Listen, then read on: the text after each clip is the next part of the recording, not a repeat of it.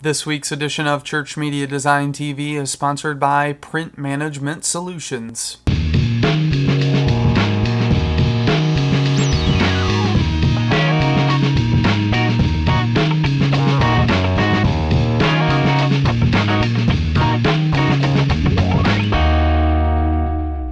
Welcome to another edition of Church Media Design TV, tips, tricks, and how-to for you, the church media designer. I'm your host, Brad Zimmerman, and every week I'm coming to you guys with tutorials and how-tos and reviews of how to use the media that surrounds you to share the story of Christ. We want to effectively increase God's kingdom through the use of media. And joined with me in my fight for that is the Fearsome Fivesome. We have Sean Spencer and Burton Guster from Psych, as well as Little Whitey, Colonel Sanders, and of course, Jesus Christ, the Son of the Lord Most High. Well, on this week's episode, we're going to be talking about ProPresenter 4 and give you a bit of a preview/review of the program. It's coming out of beta and going into full release, and it probably is released by the time that you guys see this. And we're going to just talk about some of the great new features that it has in it, as well as a bit of a review of the program as a whole. So if the Fearsome Fivesome are ready, let's get into it. Well, let's reach into the stockpile and grab you guys some resources that you can use in your church or parachurch or wherever you're working every single week. And the first one is the C47. And the C47 is Learn Camera Lighting, Audio Post, and Tech. And the Gearbox show that he does is a great show where he talks about interesting little tidbits about different stuff from stands to lighting and all sorts of different stuff, and has a very professional take on why to use certain projects and products. So I would encourage you guys to check that out. It's a nice short show that will help you learn some of that stuff pretty quickly. The next one is from our friends over at MediaMilitia.com. They released a radial pack of 50 elements of vector and brushes, and you can download the vectors and the brushes of these, and they're great elements to use in your design, and I think you guys will find these very useful. And our next one is from a website called IKEA Hacker. Now, I've heard of Life Hacker and a bunch of different sites. Never heard of this one, but IKEA Hacker has a great dolly that you can use out of, or make out of one of IKEA's wooden ladders that they sell. It's a $15 wooden ladder, and they made this dolly cart. And actually behind me you're seeing some footage he shot with a 7D in the winter using this dolly, and it's quite impressive. Now, part of the impressive part of it is the 7D he shot it on, but the dolly moves and all that kind of stuff that you're seeing here are very, very nice. And so check this out. If you got an IKEA near you, this might be your solution to getting a dolly up and running. So check out IKEA Hacker, as well as Media Militia, and of course the C47. Well, this week we have a preview of ProPresenter 4, which has been one of the leading worship presentation softwares for quite a few years now. Personally, I have made the switch to ProPresenter in the last 2 years. I used MediaShout prior to that, and I just want to throw that out on the table so that you know that I am actually a ProPresenter user. Now, they had a public beta that has been going on for quite a while now, and now it is out of beta and should be released to the public by the time that you see this video. I'm still using a beta copy, and unfortunately I have not purchased it yet, so you'll see some watermarks over top the output. But without further ado, let's step inside, and I'm going to show you not all of the features, but some of the cool new features that I think you guys will find pretty interesting. So, inside ProPresenter, you'll see that you can import your library and all of that kind of stuff. You can as well as go to the ProPresenter store and see some video tutorials. I would encourage you guys to check that out. We're just going to close this up, and I'm going to show you some interesting different things that I've found since messing around with it. Now, one of the first things is the interface. Now, you'll see that the interface has changed a bit. It's still similar. Let's actually make sure you can see all of this on the screen. Okay, now we can see it all. So you can see the interface has changed a bit, but it's still pretty similar.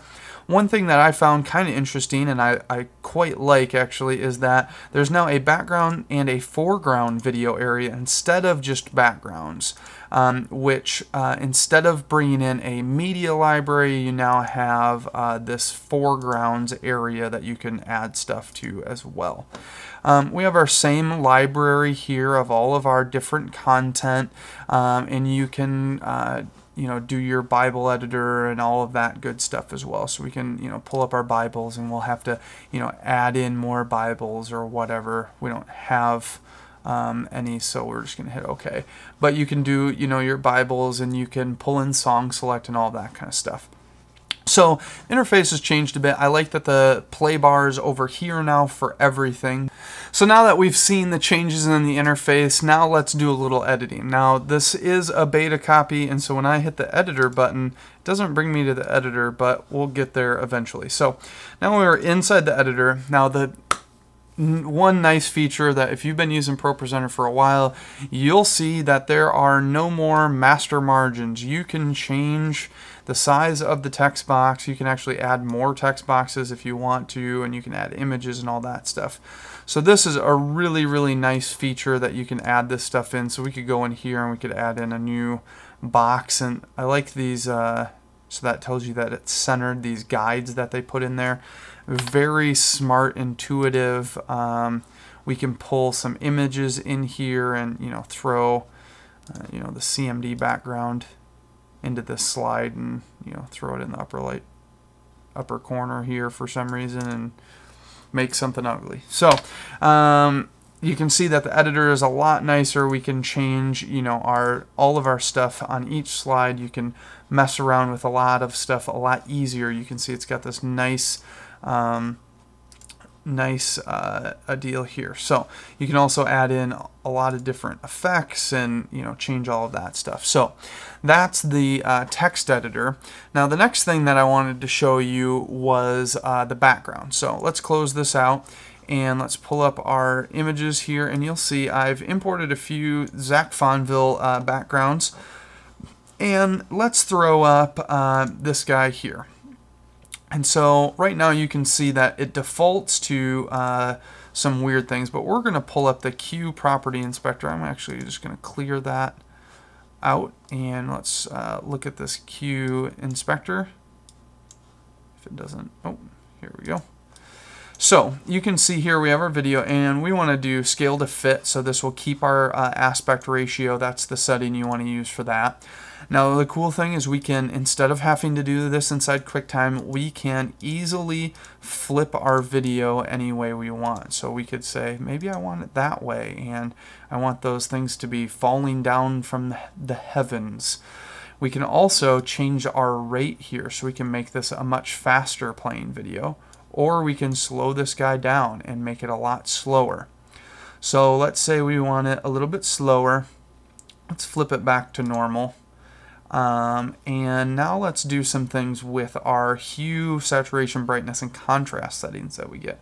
Now this is pretty cool because we can go in here and we can alter the hue to be a new color that we like. So let's go with more of a wintry blue green color, and we can take our saturation and we can either pull it all the way out so it's basically black and white, or we can kick it way up and oversaturate it. We can also play with the contrast and make it more or less contrasted. You can also hit these reset buttons, which are nice that they include, and we can kick our brightness values up just a little bit maybe if we want. So we'll just reset that. And so now I like how this looks, and so now I'm going to close this out, and you'll see that in our media library it automatically changes it. Now what if we want to have multiples? Well, we just need to re-import that. So I'm just going to go to Worship Backs, and let's go to a thumbnail view, and we'll pull in a new clip as soon as my thumbnails show up, if they show up. Here they are. So let's pull in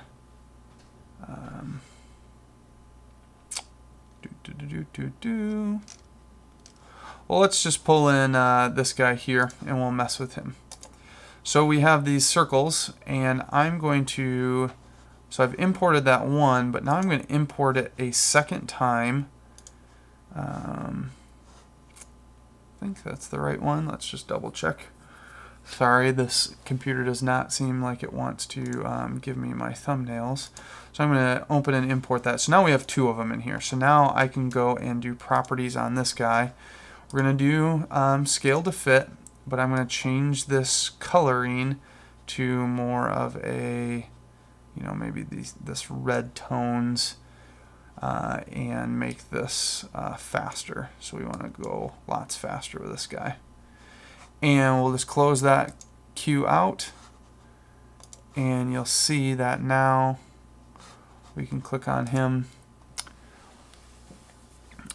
and we have a red clip that's going much faster than the original, but we also still have the other in here. And so we have, you know, multiple clips, but they're all referencing the same file, which I think is pretty cool. So let's clear that out. So that gives you a basic taste of what you can do inside that video editor in there, and how you can do some, you can't do live VJing where you're changing the colors live, but you can set it up ahead of time so you could take one clip and make a slow version, a fast version, and alter some colors and do some cool stuff. Now the next thing that I find particularly interesting is the props layers. Now we're going to edit the props layers, and we're going to make a new props layer. So I'm going to just make this guy, let's get rid of that. Okay, so here's our props editor. I think it's also having trouble because my screen res is very small compared to what it's used to. So let's make a new props layer, and we'll call this guy, let's just title this new, we'll call this full screen. So in here, we're going to go to click on the new image button, and on the desktop I have this kingdom title graphic, and I'm just going to select that, and you can see this is a PNG and it's got a transparent background. So I'm going to grab Shift to constrain proportions, and I'm going to scale this guy up so that it's full screen. So now we have this kingdom graphic here. And so now we're done. So I'm just going to hit done, and now we're going to go to our video backgrounds, and we're going to add in a new background. So I'm going to go to my desktop and pull in this preview, and this is my Kingdom series background. Now the cool thing is, instead of rendering out one with my title and one blank for lyrics or text or something, I can render out just the title as a PNG, and I can render out my video background. So now we're going to click on our props layer. I'm going to hit the kingdom, and it will just pull up right on top of it, and I don't have to have two different video files. I can take that title on and off at any point during the while this video is playing. Also, there's some other props things, so we could pull this up, but then let's say we want to pull up our camera, and what you're seeing there actually is the side of the basement. But you can put on multiple props layers at one time. So let's say you wanted to put a text overlay of who the pastor is, and we could edit that. So let's get rid of that. We'll go here and we'll edit this text overlay. We'll put Brad Zimmerman, and we'll do show. And so now we have Brad Zimmerman showing up in there. We can go to our text properties and maybe add a shadow color and show that now. And you can see that we have a drop shadow now showing up there. If we go full screen, you'll see that that's showing up there as well. So it's a pretty cool feature that you can do this, and it's pretty cool that you can change these pretty easily. So now let's say, what if we wanted to add in one more props layer for the kingdom? So let's grab this kingdom title again, and let's say we were going to put some text on the screen, but we still wanted the kingdom to be part of the scene. So we could pull up this props layer and show, let's get rid of this guy. Let's clear all our props layers, pull up this one, and add that. And so now we have this nice corner thumbnail that you can see, kind of, you can see it up here. in the corner of the screen. So it's a really, really beneficial feature. So those are just a few of the different things that I wanted to show you. There's a whole lot more. I think this is an awesome step up from their last piece of software. There's nothing that's worse than it was before. Everything has been taken up a notch. There's so much more I could show you, but these are some great new features that I wanted to point out to you because I find them particularly useful and particularly fun to be able to use. So check out ProPresenter 4. Well, this week's inspiration comes to you from The Art of the Title Sequence. Now, this is a great website that has interviews as well as just plain old videos of title and credit sequences from major Hollywood movies. And the latest one is from Sherlock Holmes. Now, this was a movie I really enjoyed and had a very cool title sequence. But the reason that I picked this out of all the other stuff is because of this interview that they did and some of the stuff that you get to see. Now, they interviewed one of the guys from Prologue Films, and they kind of take you through all of the different concepts that they went through in doing this title sequence and show you a lot of the different stuff, as well as show you some of the different sequences and that they actually landed on by the end of it all. And so it's a very interesting article, but to get a taste of it, check out the title sequence from Sherlock Holmes. Case for you.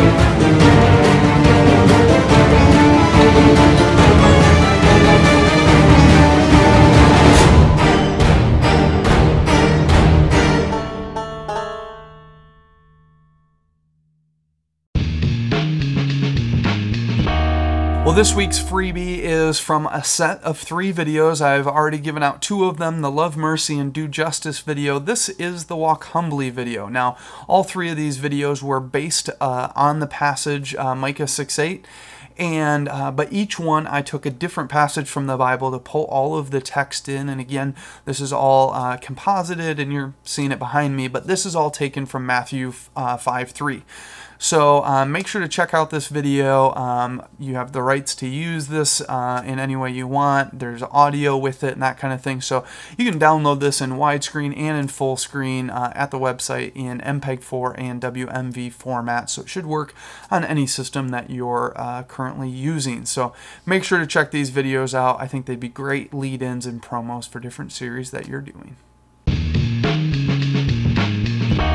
Well, thanks for tuning in to another edition of Church Media Design TV. Hopefully you found some useful new features to ProPresenter 4 and maybe has given you some reasons to upgrade.